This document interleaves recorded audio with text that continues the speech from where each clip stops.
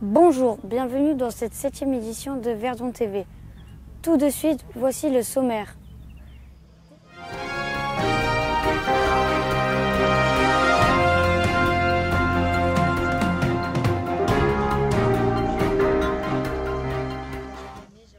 Destiné à guider les bateaux jusqu'à l'estuaire de la Gironde, ce petit phare émerge de la Pinède. Gwen, Milan et Maëlys nous éclairent sur son histoire et son fonctionnement.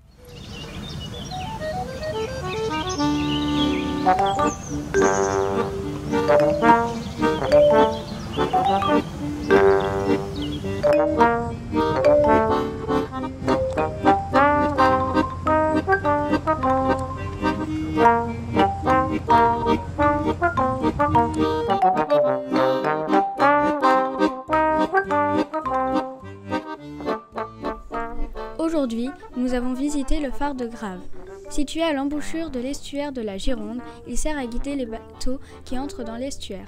Nous avons rencontré l'un des gardiens du phare de Cordouan qui nous a expliqué le fonctionnement et l'histoire du phare. Alors ce phare, lui, c'est le dernier phare qui a été construit, parce qu'il y en a eu auparavant des phares qui étaient plus près de côte, mais l'érosion de la plage faisait que les phares tombaient. Donc ça reculait au fur et à mesure, et en 1930, il a été fait une grosse digue, parce que ça commençait à ronger et s'approcher du phare. Donc il a été fait de la Pointe de Grave jusqu'à Soulac. Il y a une digue qu'on ne voit pratiquement plus, parce que le sable a monté, et ce phare, le phare de Grave. Alors Grave, son nom porte des bancs de Grave qui se trouvent un petit peu au large, là, pas très très loin, où des bateaux dragués de la Grave pour la construction des maisons et tout ce qu'il y avait à faire en béton. Donc il a été construit en 1860. Donc il fait une trentaine de mètres de haut. Il est toujours éclairé pour les bateaux et il sert d'alignement avec un autre petit phare qui se trouve un petit peu sur le sud de ce phare pour la passe sud. Ça, je pourrais vous le montrer sur la carte, puisqu'elle est lumineuse, on voit bien. Donc lui, il sert de direction aussi, puisqu'il y a du rouge, interdiction pour la passe sud des gros navires. Côté vert, l'autorisation pour les gros navires on parle, des fois on montre de très près, mais ça se voit, c'est surtout de plus loin, quoi. Et le blanc, c'est le repérage. Ça fonctionnait au pétrole avant. Pour citer dans les derniers, puisque tout en haut, il y a une petite salle où il y a comme un banc, mais dedans, ce sont des batteries, puisque maintenant, il est électrique. Mais auparavant, il y avait deux gardiens, puisque ici, ce musée, qui a été créé en 1982, abritait les gardiens qui s'occupaient du phare. Et de l'autre côté, c'est la même chose. Il y avait deux gardiens. Après, il a été électrifié.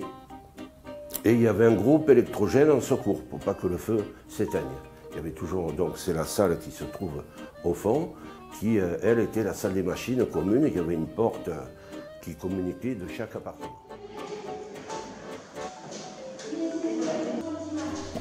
Le phare ne fait que 30 mètres de haut, mais il faut gravir 107 marches en colimaçon pour atteindre la plateforme et profiter de la vue.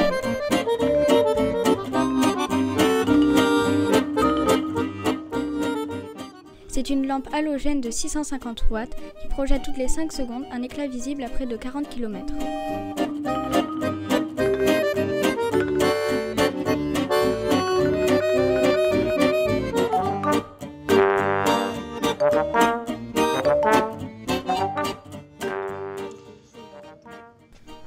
Le phare a été détruit 3 fois par la mer. Reconstruit une dernière fois en 1860, il est bien solide et on peut visiter son musée grâce à l'association chargée de son entretien.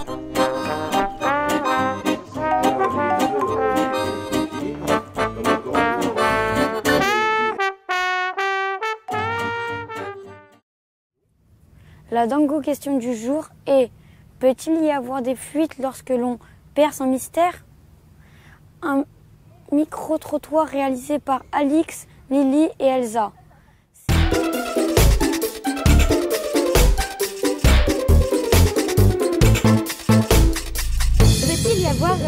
fuites lorsqu'on perce un mystère? Il peut y avoir des fuites lorsqu'on perce un mystère? Non. Ouais, c'est compliqué là. Pardon? Quoi? Peut-il y avoir des fuites lorsqu'on perce un mystère? Non. Et vous savez pourquoi? Parce que c'est glacé, non? Allez, on va dire oui. Et vous savez pourquoi? Pas du tout. Le respect du mystère que je garde pour moi. D'accord. Sinon, il n'y a plus de mystère. On ne dit vraiment pas tout le temps, toute la vérité.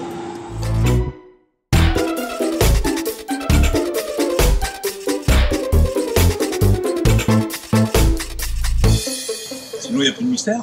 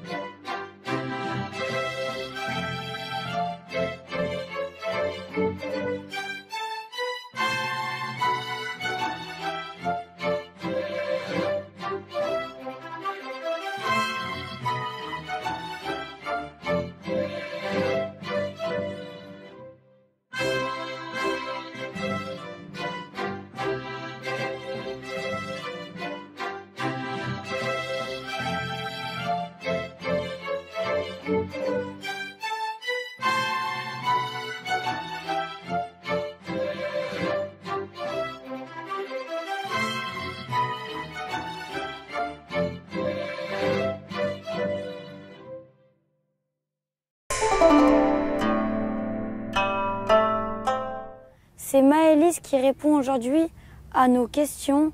Une interview réalisée par Elsa, Tabata et Alice. Salut Maëlys. Salut Elsa. T'as quel âge? Je vais avoir 12 ans le 5 août. Ah ok, et t'as des frères et sœurs? Ouais, j'en ai 3. Ah ouais, ça fait pas mal quand même. Et tu viens d'où? Je viens de Millau, d'une petite ville en Aveyron, dans le sud. D'accord. Et tu fais un loisir en particulier? Non. Pourquoi? Parce que j'ai un problème de cheville et quand je fais trop de sport, eh ben, ça peut faire mal. Ah mince, c'est voilà. dommage. Ouais. Mais du coup, t'aurais aimé faire quoi? Et j'aurais bien aimé faire de la danse. Ah d'accord. Et ta musique du moment? J'adore Anissa et John. D'accord. Et l'animal qui te ressemble le plus ou celui que t'aimerais être? J'aimerais bien être un chat. Pourquoi? Parce que ça dort et ça mange. D'accord. J'adore ça. Et Bob ou casquette? Bob. Ah d'accord. Et ce qui t'énerve le plus? J'aime pas les... Enfin, j'aime pas. Ça m'énerve que les gens n'aient pas, que certaines personnes n'aient pas encore un domicile fixe. Ah ok, fait je suis du mal. d'accord. Ouais, je comprends, moi aussi. Hein. Mais t'aurais aimé faire quoi? Bah, j'aurais aimé genre donner l'argent qui sert à rien, leur donner en fait, pour qu'ils aient une belle vie en fait. D'accord, ouais, c'est vrai que c'est une bonne idée. Bon bah merci d'avoir répondu à mes questions et puis à bientôt. De rien.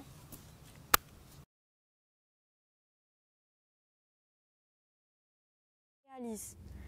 Voilà, c'est la fin de cette édition. Merci de nous avoir suivis. N'oubliez pas de vous abonner et de mettre un pouce bleu à la vidéo. À demain, très bonne soirée.